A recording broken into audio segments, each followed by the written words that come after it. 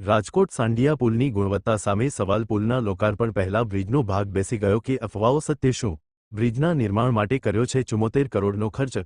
લોકાર્પણ પહેલા જ બ્રિજનો ભાગ બેસી ગયો. બ્રિજ વચ્ચેના ડિવાઈડરની કામગીરીમાં બેદરકારી.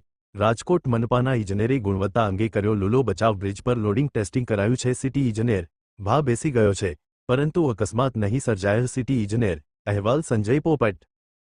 એ બાબતને હું એક અફવા ગણાવું છું. સાંઢિયા પુલમાં કોઈ પણ જાતની ટેકનિકલી નુકસાની નથી.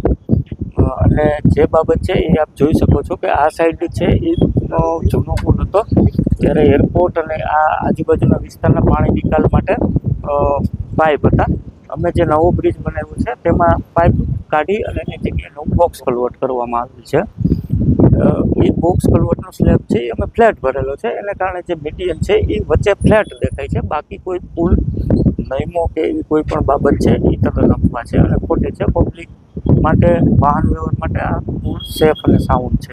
એ તો મને પણ એક્ઝેક્ટ ખ્યાલ ન હોય, પણ આ બાબત છે એને હું અત્યારે આપણા માધ્યમથી બધાને વિનંતી કરીશ કે કોઈ પણ જાતની અફવાઓથી પુલ છે એ બહુ સરસ બન્યો છે. પહેલાં 2 લેન બ્રિજ હતો, અત્યારે આપણે 4 લેન બ્રિજ કર્યો છે અને વાહન વ્યવહારની સરળતા માટે કોઈ પણ જાતનો પુલમાં ઇસ્યુ નથી.